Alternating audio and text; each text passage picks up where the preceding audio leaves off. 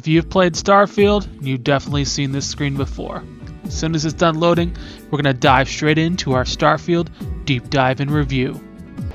Alright, full disclosure, we are going to be diving deep into this one. This review is going to be laden with spoilers, so if you don't want to be spoiled, you might want to turn away now. Secondly, I absolutely adore this game. I love everything about it. It is one of my favorite games of all time. So if you're looking for a review video that shits on Starfield, you might want to look for a different review video. Now, despite my love for and adoration of Starfield and its relatively rapid ascent and permanently securing a spot in my top 5 games of all time, there are plenty of flaws and bugs that may hinder the enjoyment of this game. This game has drawn an abundance of criticism from various sources and people over a variety of different issues with the game. A lot of, if not most of this criticism is completely valid and has significant weight behind it. Some of the criticism, however, is fabricated, or at least a big stretch, and yet some portion of it contains half-truths, which may present the reader with misleading information. We are going to cover all of that, as well as delving deep into the hidden depths of Starfield. But first, allow me to take you on my own personal journey through the game, so that maybe, just maybe, you can bear witness from my perspective the magic and majesty that launched Starfield to such astronomical heights in my own personal gaming experience. Such a massive game warrants an extended review, so either strap in and enjoy the ride, or smack that eject button in the top right corner before it's too late. Still here? Excellent. I hope you enjoy this recanting of a tale about a space ninja cowboy samurai from space, slicing and dicing his way across the settled systems, cooking it and booking it all the way to the Unity. So you're going to start the game on a slow descent down a mineshaft elevator. It's a decent start, a little bit slow, kind of reminiscent of Half-Life, but Half-Life felt like a better opening. Once you get down there, though, you can have a little bit of fun with the miners. What happens deep in the mines stays in the mines. Unfortunately, you can't kill them, but you can have yourself a little fun. You're going to grab an object, get knocked out, and wake up in Recovery Bay. From here, it starts to pick up a little bit. I mean, you can have a little bit more fun. There's a lot of interactions you can have with the world. You can put a bucket on somebody's head, and then you're going to get attacked by some space pirates. Once you finish dealing with the invading pirate scum, Barrett's going to send you to negotiate with a Crimson Dawn lieutenant. You can talk, or you can shoot first and ask questions later, which is basically what I did for this whole first playthrough, and the second playthrough if I'm being honest. This first mission with boots on the ground is where I started to fall in love with this game. Everything going on, a ship coming in as you battle a pirate captain on top of a roof. If you get his health down low enough, he'll run away from you, and you can pursue him, hunt him down, and take him out. This abandoned research facility actually has a significant story backdrop that feeds into the UC storyline. Once you're finished dealing with a pirate lieutenant, in whichever way you see fit, you're free to branch out and explore the area around the facility. You're going to run into several different POIs and enemies, including Ecliptic and maybe Varun, and if you have the wanted trait, you might even run into some bounty hunters coming after you to collect bounty. You can pay them off, or you can take them out. In addition, you're going to find some horror on the planet that is going to be really hard to kill, and you'll find out later on exactly what it is. From there, you're going to head to New Atlantis, where I immediately joined the UC Vanguard. Swore my oath right there in front of Mast. From there, you're going to go downstairs through the basement, explore the exhibits, which gives an in-depth history of the settled systems. There's some satire, some propaganda, but overall it gives you a good backdrop for the rest of the game. Then you're going to go into the flight simulator, which is kind of fun. After you dispose of your virtual enemies, you're going to get your first assignment. Your mission is to re-establish communications with a remote settlement that went dark, but when you get there, you're going to find something sinister lurking.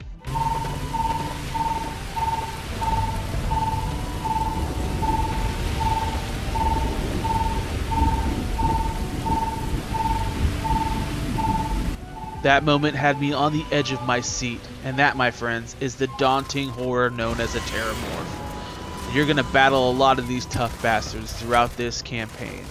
You're going to take a lot of lead, lasers, and grit just to take one of these suckers down, and you're going to be battling a lot of them. As you continue to investigate the rise of this terramorph threat, they're going to come to New Atlantis, and you're going to have to defend the city.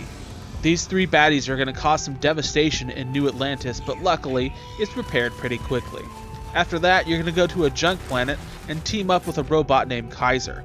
Don't get me wrong, I love Vasco, but Kaiser I think is just a little bit cooler. He's a little bit tougher, a little bit more battle-hardened, a little bit more straightforward. And you're going to team up with Kaiser to take on these Sirens. These Sirens are what the United Colonies used in their war against the Freestar Collective as their xeno-warfare creatures. They're menacing, they're scary, and they're tough. Once you gather your allies, which consists of former members of the UC xeno-warfare program, you're going to head to this frozen husk of a planet, which was once a flourishing colony, and take the fight to the enemy. The build-up for this mission was awesome. You're going to head to an armory, you're going to suit up, you're going to gather weapons, and you're going to take down some friggin' terramorphs. The first time through, these 2 terramorphs were menacing. One guy was invisible and the other guy was tough, and they took out my allies, but luckily I was able to win the day. From there, you're going to discover the origin of them, and you're going to fight the big bad boss, which is cool because you actually have some allies that help you. Remember that first research station I talked about at the beginning of the game where you take out the pirate captain? Well, I started a new game and I went back and I dug a little bit deeper. I was both surprised and impressed with the depth of environmental storytelling as well as the significance of the backstory that they tie into this mission at the beginning of the game.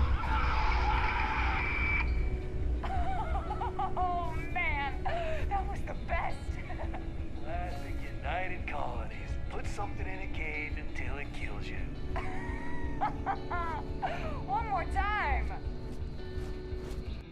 As you can see, the pirates were discussing the fate of the research crew and how their own hubris ended up taking them down in the form of a terramorph. Now, even before that bombshell of information dropped, this faction questline is my favorite in the game.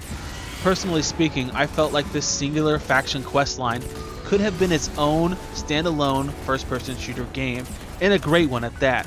Sure, it wasn't wholly original, and it definitely invoked feelings of Starship Troopers and Aliens, but it was such a blast to play. Now, some of the novelty is going to wear off on subsequent playthroughs. It's not going to be quite as suspenseful or challenging or menacing, but it's still going to be fun to play. After you finish the campaign, you can take out terramorphs for some quick experience and some quick cash.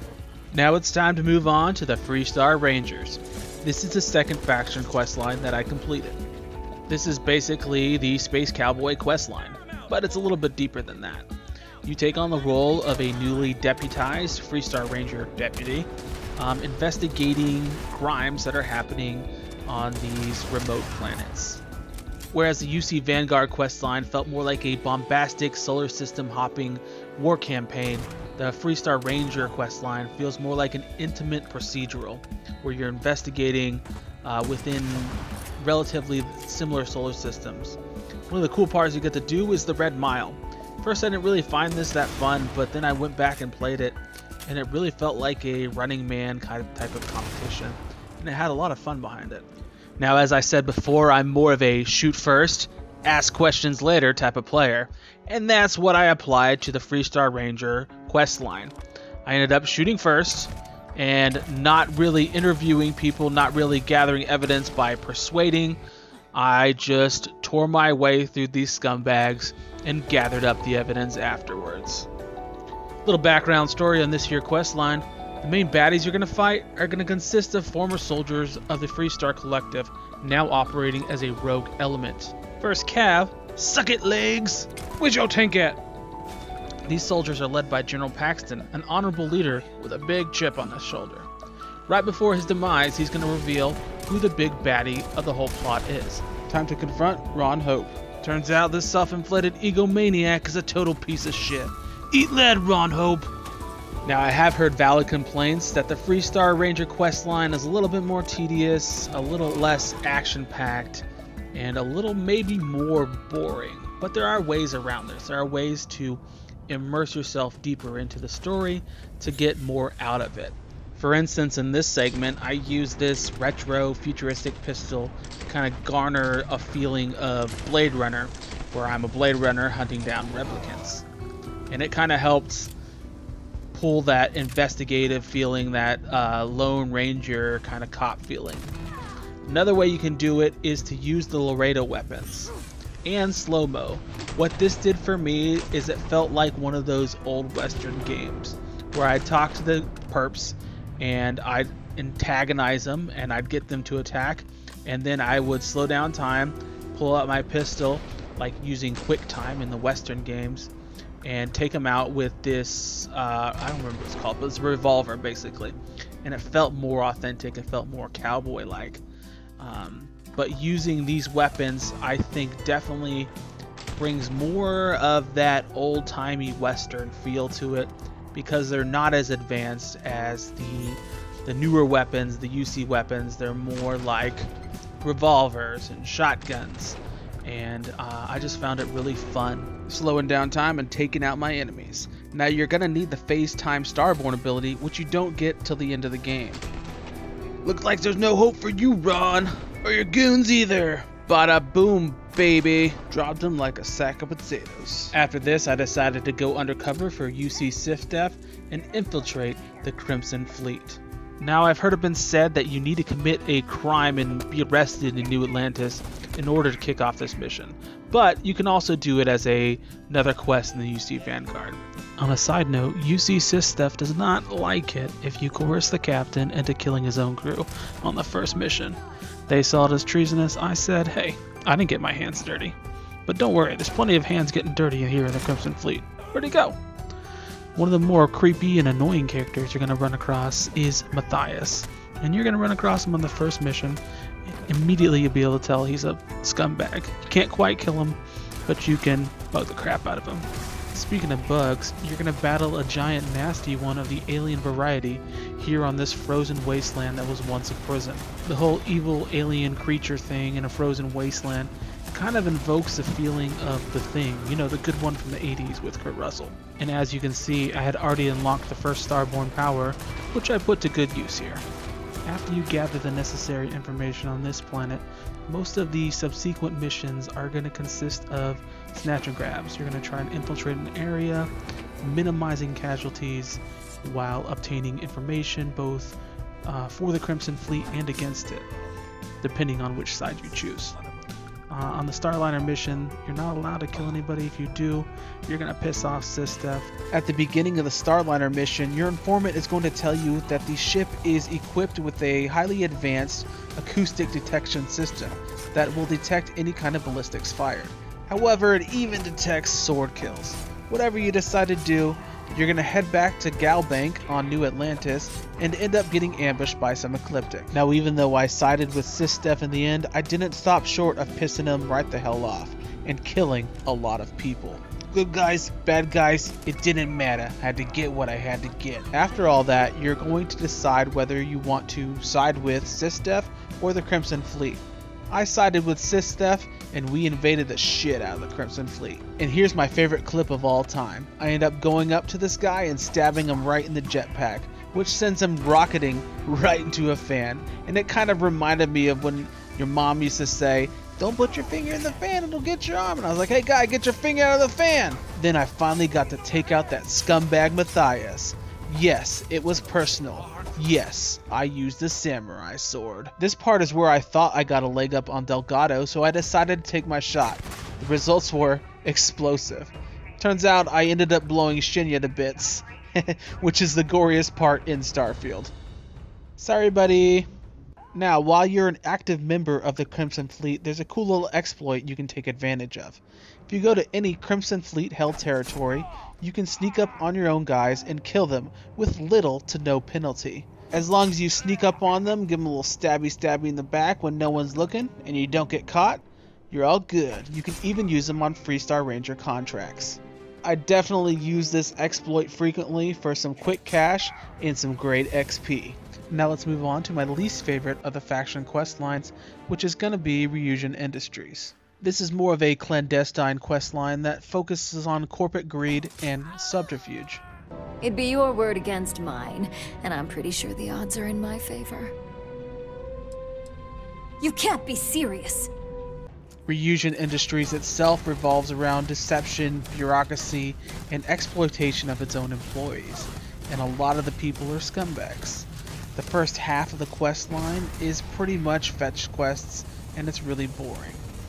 I decided to take out Ularu because, let's be honest, she's a bitch, and she deserved it. Doing this though actually created a bug on my first playthrough, and I was unable to complete the Ryujin questline. I had to wait till a new game plus in order to do so. After that mission though, I did have a little bit of fun. If you just blow off Benjamin, one of the leaders of Neon City and the leader of the Syndicate, you can sneak around and take out his guys while you deal with Imogen. After that, he'll get pretty annoyed and he'll assign you to take out one of his former employees as a payment. If you don't coerce her into paying you, she'll actually try to exploit you into paying her, so I decided just to end the conversation a different way. Alright, how about you give me some of that juicy main quest action? Now this main quest is pretty fun, and I've been told that it's one of the best BGS main quests around, one of the best written, and one of the best executed. There's definitely a lot of fun to be had in this main mission, as well as some relatively profound discoveries to be made. You're going to work with each of the primary companions in this main quest line as you search for artifacts. Here, you end up rescuing Barrett from some pirates. You can talk, or you can walk the walk like I did and just take them out. One of the more fun missions involves trying to get an artifact from a smuggler. You can try to persuade him, or you can take out his entire crew with a friggin' samurai sword. So they're a little bit late to respond in some cases, but after you get going, they definitely pick up the pace and start shooting back. Some of the AI isn't all that great, but it's still fun to be had. In the later portion of the main quest line, you're going to come across a research facility that exists in two separate universes. One of the universes is going to be lively and full of people, and the other universe is going to be dark and dank, where a tragedy occurred and there's a single sole survivor, where the facility is overrun by alien scorpion-like creatures. It's kind of reminiscent of Titanfall 2, but I felt this one was better executed with the alternate universes. You're going to end up bouncing between these two universes, and you're going to have to decide who lives and who dies. That was actually kind of a hard decision to make, and its impact on me was kind of profound. So that mission, as well as the NASA mission where you had to explore old Earth NASA, really stuck out for me and really left an impact, and I felt were more memorable than several other games that I've played before. So the meat and potatoes are great and filling, but let's talk about those spices that add a little flavor in the side missions. These side missions add a lot of flavor. Some of them are hard to find. This one had you investigate the disappearance of former criminals from a Reformation colony they had formed. Turns out bounty hunters had started kidnapping them and were holding them for ransom, so they send you in to negotiate. Anybody else want to negotiate? A daunting and horrifying side quest you'll find is actually attached to an abandoned mining platform. When you come across it, there's going to be blood and bodies everywhere, and not really any specific explanation of what's going on. Then you're going to come across weird creatures that shouldn't be alive on an inhospitable surface, but it turns out they're extremophiles and they can survive. They're going to start to swarm you as you continue investigation. Eventually you'll come across data logs and stuff that tells you what happens to the crew, and it's up to you to avenge them. One of the cool things about this is all of the storytelling is done through data logs and environmental storytelling, and it's such an awesome experience. My favorite side mission is called Ground Pounders, and basically what happened is a group of spacers invaded a small outpost that housed a contingency of Freestar soldiers and ended up taking over the outpost. When you arrive on scene, a platoon of UC Marines have actually answered the distress call. But therein lies the problem, because the Free Star Collective and the United Colonies have been at odds with each other since the beginning. They had a war recently, several of the members have served in that war, and they still have bad feelings toward each other. But this mission actually has you uniting the two factions. As a former ground pounder myself, I actually found this mission really cool. I thought it was really awesome that they were able to unite on common ground against the common enemy to win the day. and it introduced one of my favorite characters. A bit of advice. I've been passed up for promotion more times than I can count because I've always stuck by my principles. There's a million ways the bastards in command will ask you to compromise. Little ways, big ways. Don't. It may hurt your career, but I look back with pride at my service. Especially today. You're also going to come across a couple different derelict spaceships. This one has the gravity alternating on and off. If you have a companion, you can have a little bit of fun with them. Turns out, if you make it to the door and they don't, something kind of funny happens. Bye, Sarah! The other derelict ship has a more sinister nature. Basically, you're investigating why this ship is derelict, a whole bunch of clues pointing out to some unspoken evil until you get down here into its lair and it comes out of nowhere and attacks you.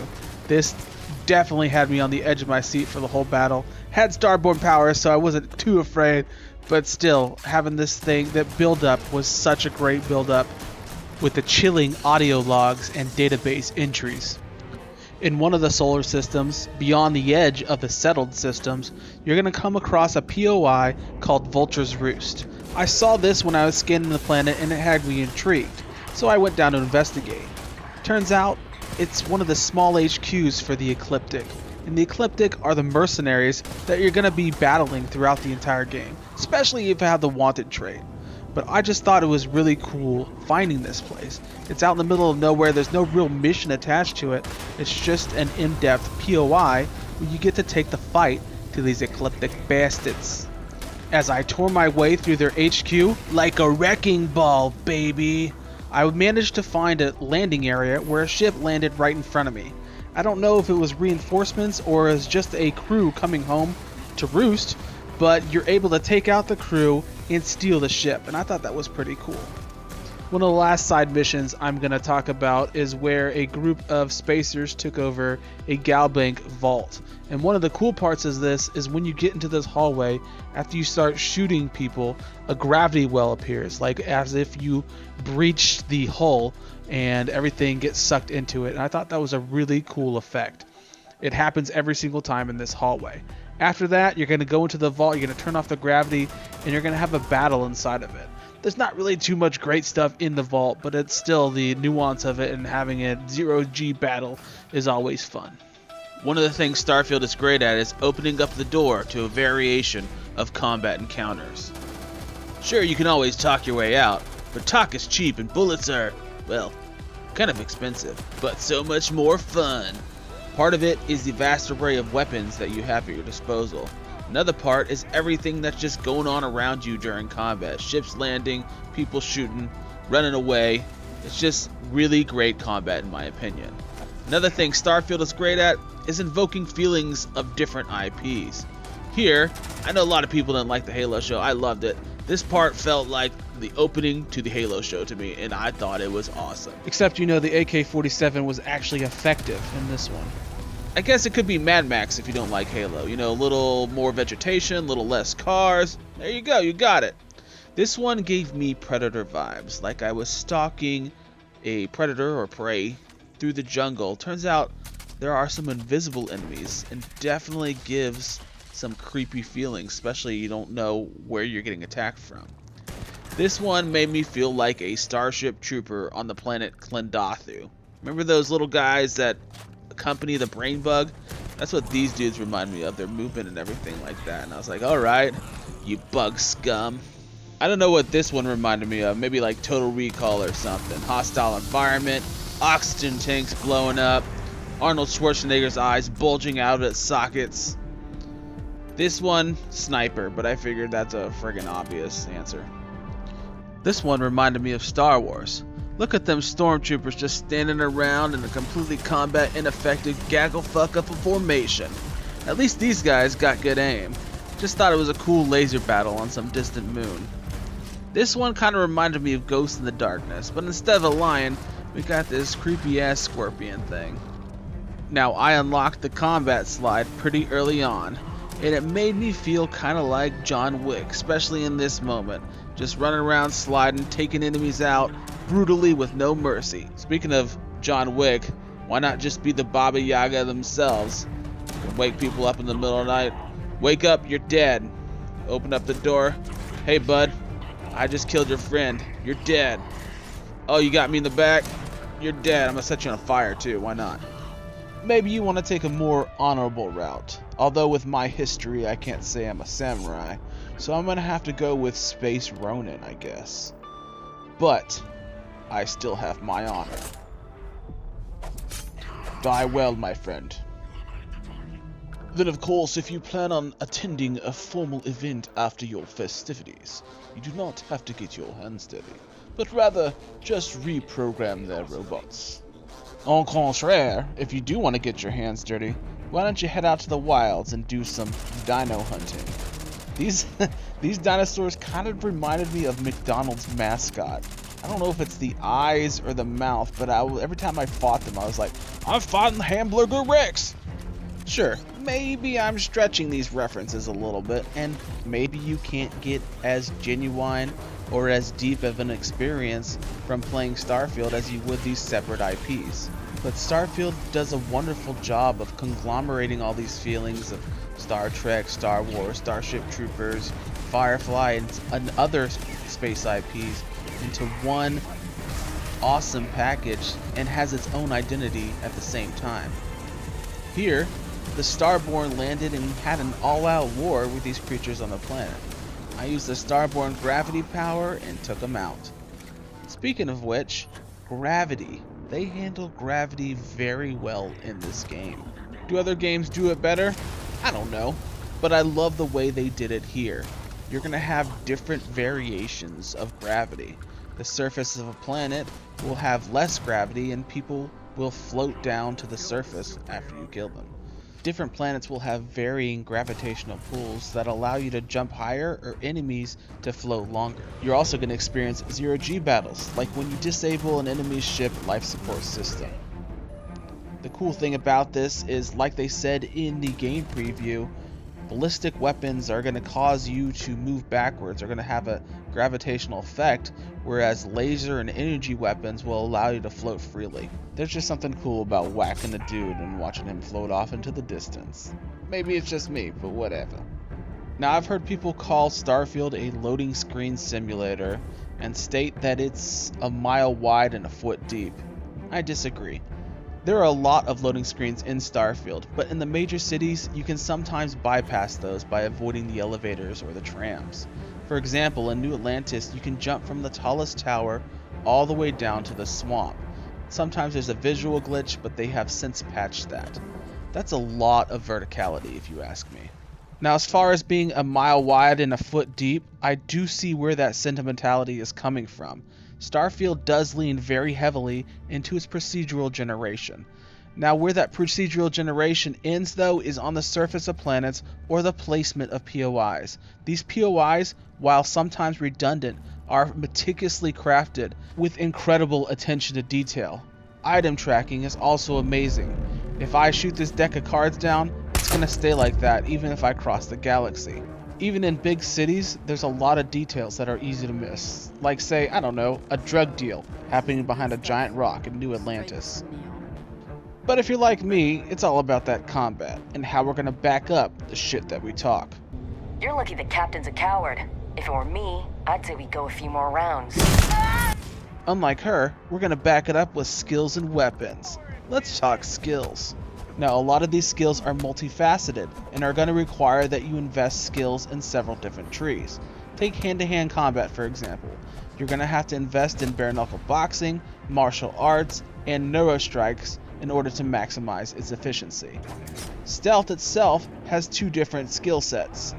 Once you max those out, you're able to become chameleon-like when standing still and sneaking, and then whenever you sneak up on somebody, you can do 10 times damage with a melee weapon. Most of my investments went into combat and physical fitness with the occasional science and piloting.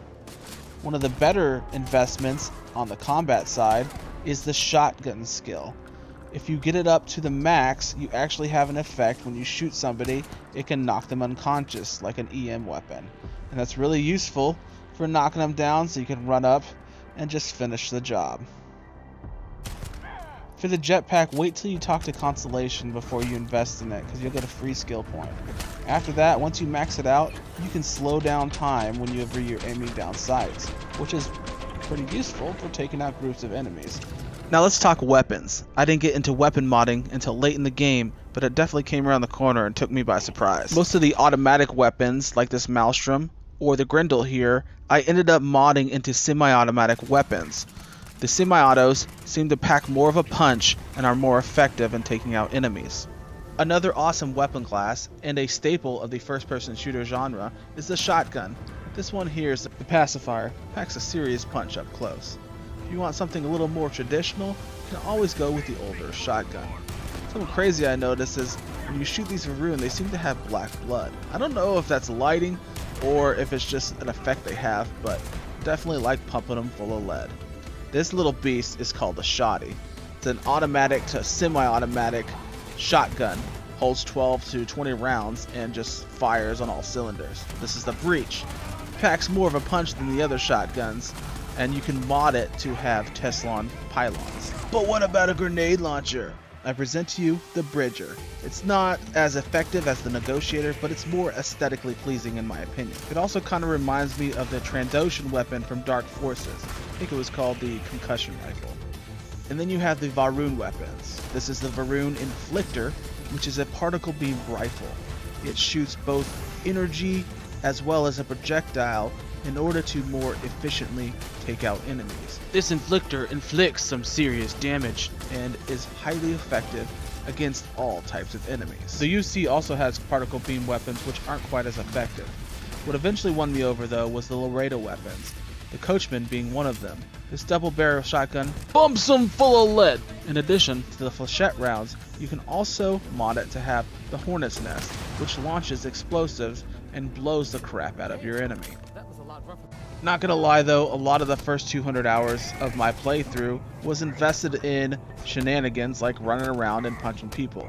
Definitely improved my hand-to-hand combat, but I think generally as a game, the hand-to-hand combat could be improved upon. Once you get to later levels, you're fighting level 100 enemies, it's gonna take a long time to punch them to death. A significant increase to melee damage, as well as the ability to seamlessly switch to your fists, would be a vast improvement. Although I will say, once you invest in neurostrikes and martial arts, becoming a one-punch man or a two-punch man is far more effective. You can easily knock out the enemies around you and take them out one by one. You think a gun pack's a potent punch, huh? Without further ado though, I present to you my melee adventure.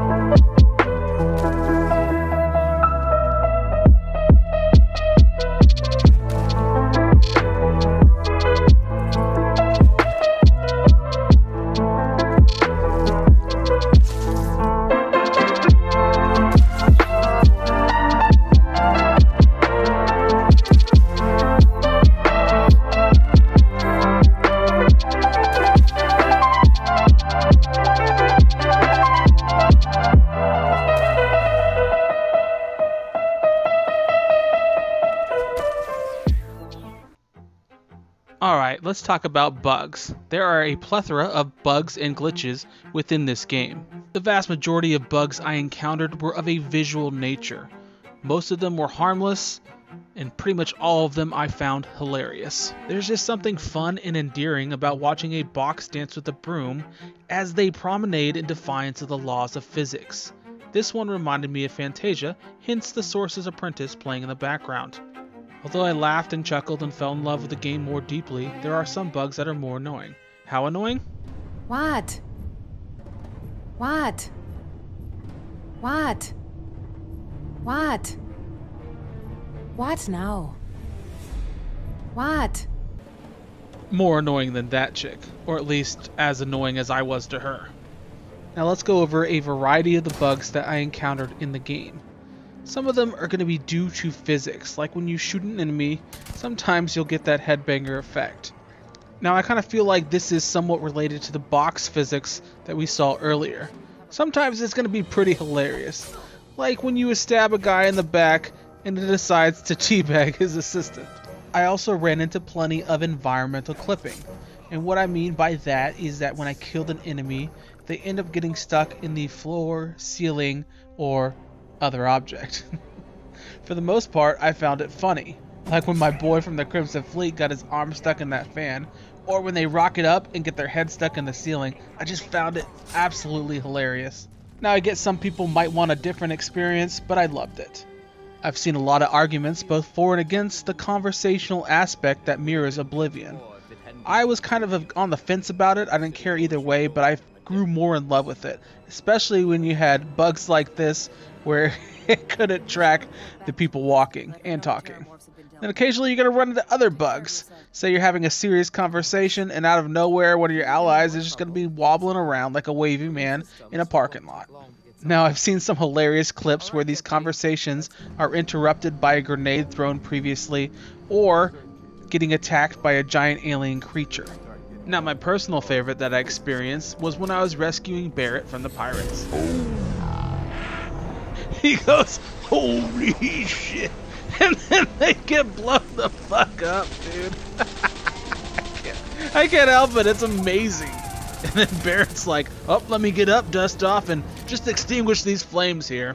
I love this part so much that I went back and did it over and over again. All you gotta do is throw a grenade and use the phase time Starborn power, and that gives you that slow motion effect as you take out those enemies. Timing is definitely key for this. Experiencing that moment and trying to recreate it is what eventually led me to loving that conversational aspect of this game. It also introduced me to my favorite weapon. The Tesla Pylon effect is absolutely beautiful, and it is built in to this tombstone that you acquire from Delgado.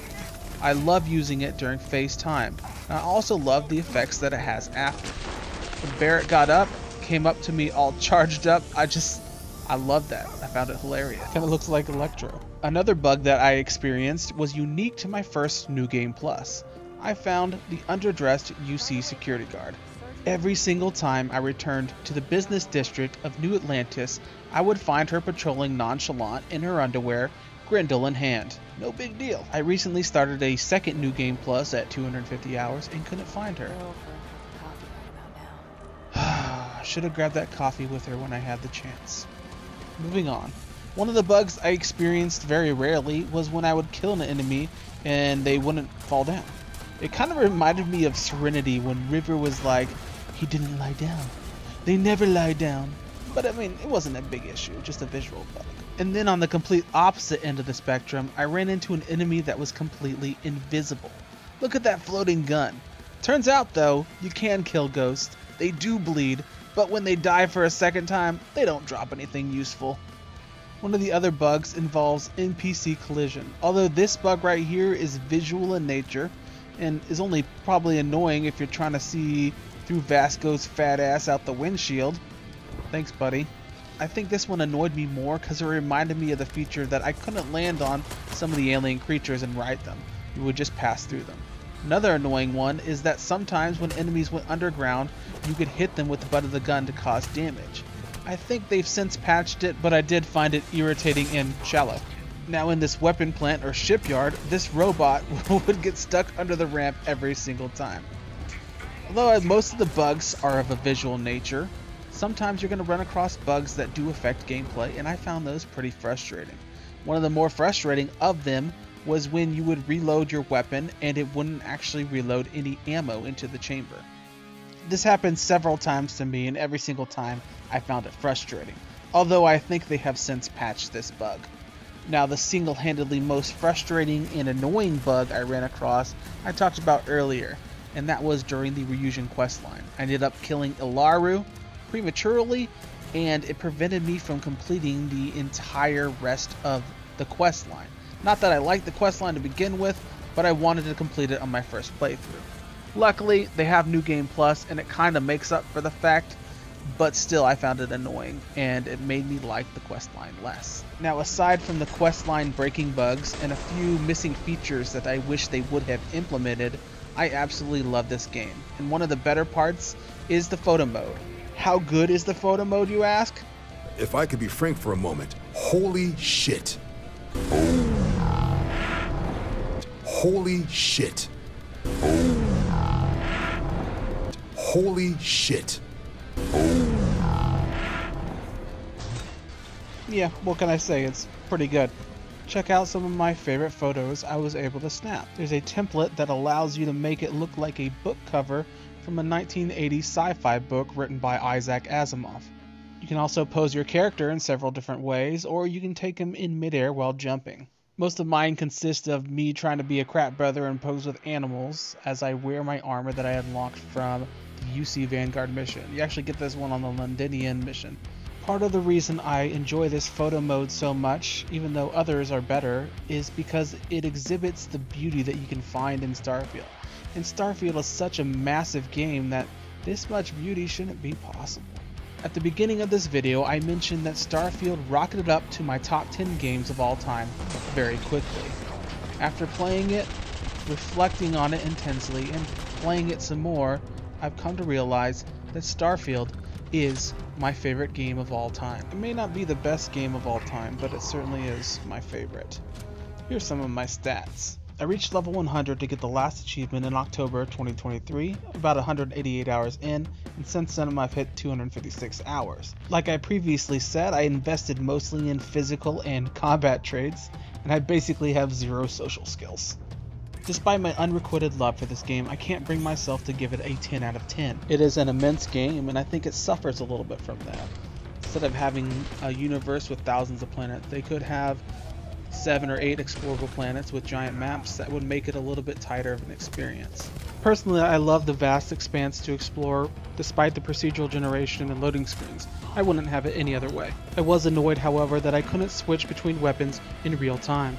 In regards to seamlessly switching between weapons, I'm talking about having a singular button that you tap once to cycle through a preset of weapons in real time, rather than having a weapon wheel that slows down time and kind of breaks immersion.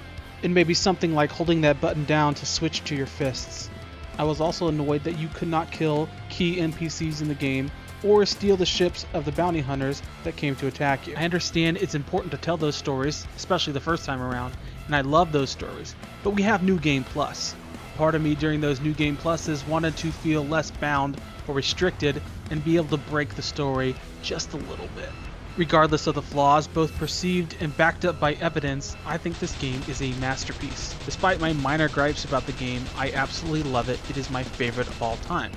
I'm going to give it an 8.5 objective score and a 9.5 subjective score, with a fun factor of 11. Forget about the number score for a little bit. I'm going to leave you with an undisputable fact. I love Starfield. Now, I've been playing Starfield since it was first released in early access on September 1st of 2023. Currently, as of this recording, it is May of 2024, and they have released the major update that saw the increase of frame rate from 30 to 60, as well as new city maps and other features. I have been working on this video for a long time. All the footage you are seeing was captured on an Xbox Series X, and with the exception of this clip, all of it was recorded prior to this update. And now I'm level 122 with a brand new ship. If you stuck around, thanks for taking the time to watch my video. I hope you enjoyed it.